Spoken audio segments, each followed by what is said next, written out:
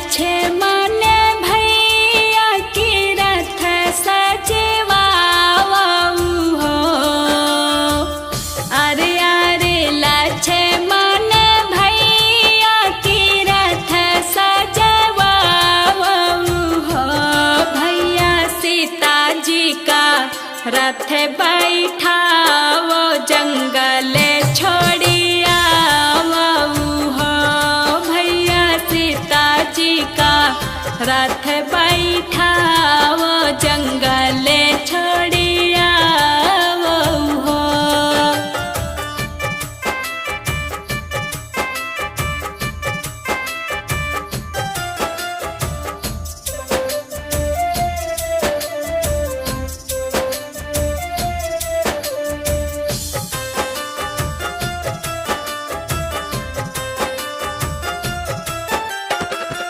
थर थर कांपे लक्ष्मण भैया की राम से अरज करे हो। थर थर कांपे लक्ष्मण भैया की राम से अरज करे हो। भैया कावन का सूर भभिकीनी तो हम से बताओ हो। भैया कामने का सूर्य भभिकीनी तो हम से बताओ हो।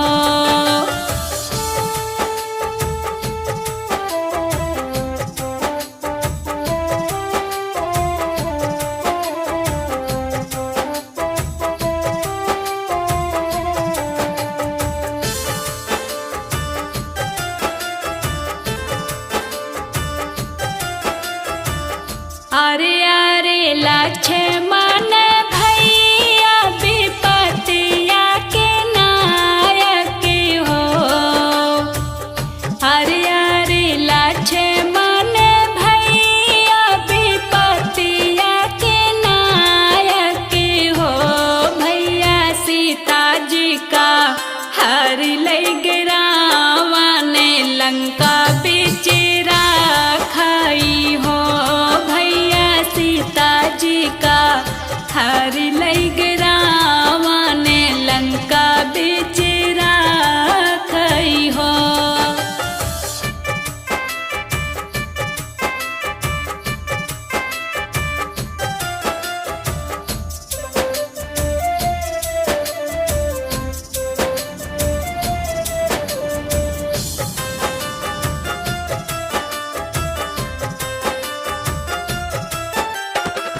लौटी अयोध्या जब आई सीता धोबिया बोली बोलाई हो।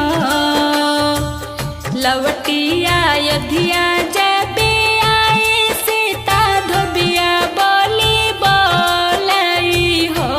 भैया धोबिया के बोली लग बाण करे जा हमरे लागई हो।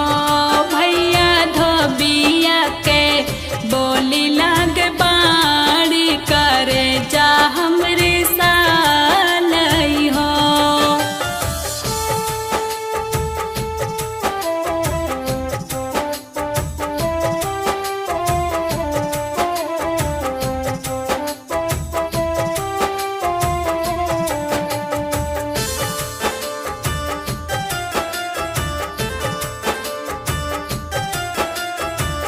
तू ही मोरे भैया से भैया तू ही ने सिर साहेबे हो। तू ही मोरे भैया से भैया तू ही ने सिर साहेबे हो। भैया जीरे के नाई भाभी पातर कुसुमे से सुंदरी हो। भैया तीजे भाभी गरुए गराभी से जंगल कैसे छोड़ऊं हो।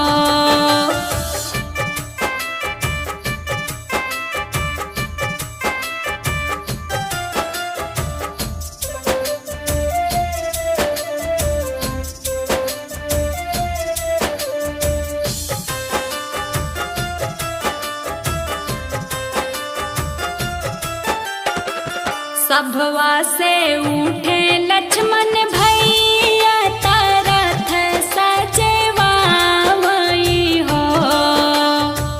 सभवा से उठे लक्ष्मण भैया की रथ सजवाई हो। बहनी सीता जी का रथ बैठावे जंगल छोड़िया हो। बहनी सीता जी का रथ बैठावे जंगल छोड़िया हो।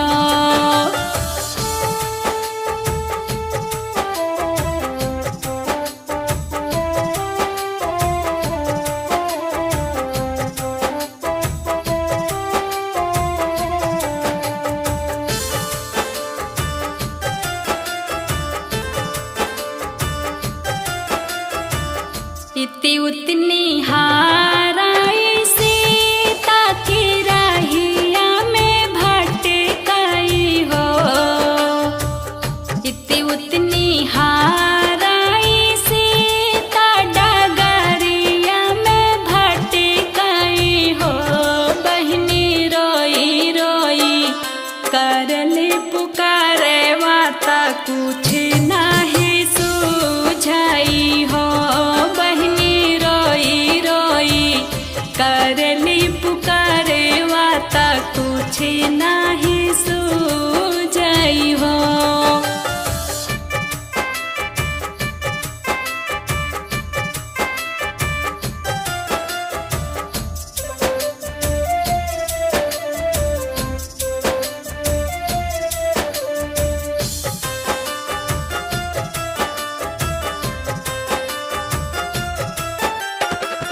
बन बीचे गुरु वाल्मीकि जी के छोटी सी कुटी आई हो।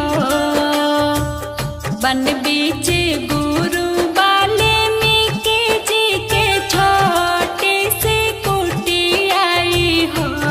सीता धीरे धीरे कदम बढ़ावे गुरु के द्वारे पहुँचाई हो। बहनी भीतरा से निकले हैं गुरु जी का सुख दुख पूछई हो।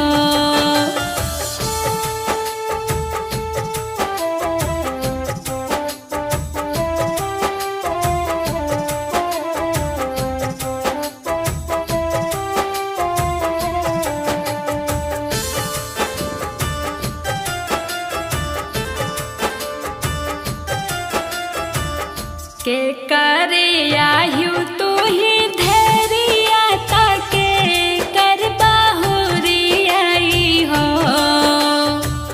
के करे आयु तू ही धैर्य ताके कर बाहुरी आई हो। बेटी कावन संकट तोहर जिया रात बने बिची रोयू हो। बेटी कावन संकट तोहर जिया रात बने बिची रोयू हो।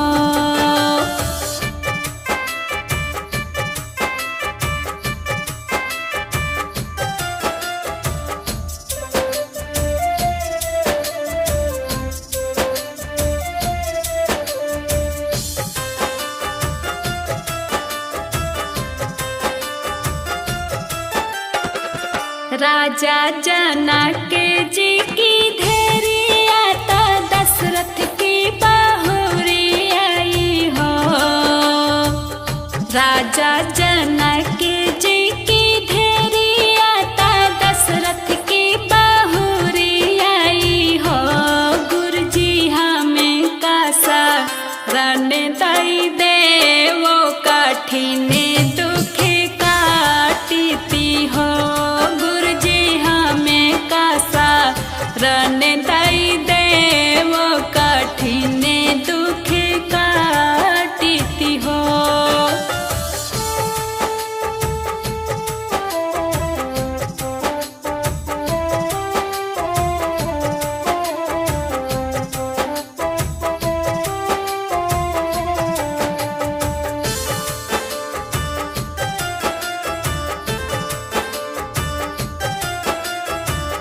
आठही मास नवला गते सीता भैयन मने हो।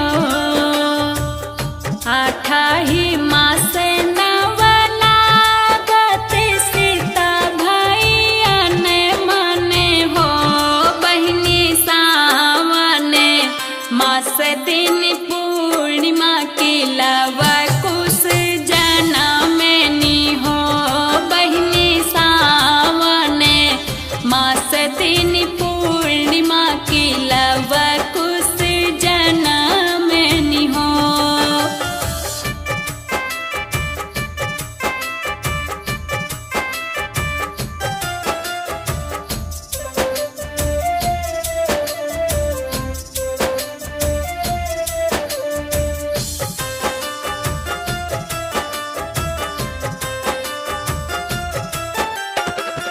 देवता ने धूम मचावल के फूल बरसावई हो। देवता ने धूम मचावल के फूल बरसावई हो। बहिनी सीता जी के जन्म दुलला ने वा सखी ने सब गावई हो। बहिनी सीता जी के जन्म दुलला ने वा सखी ने सब गावई हो। सखी ने सब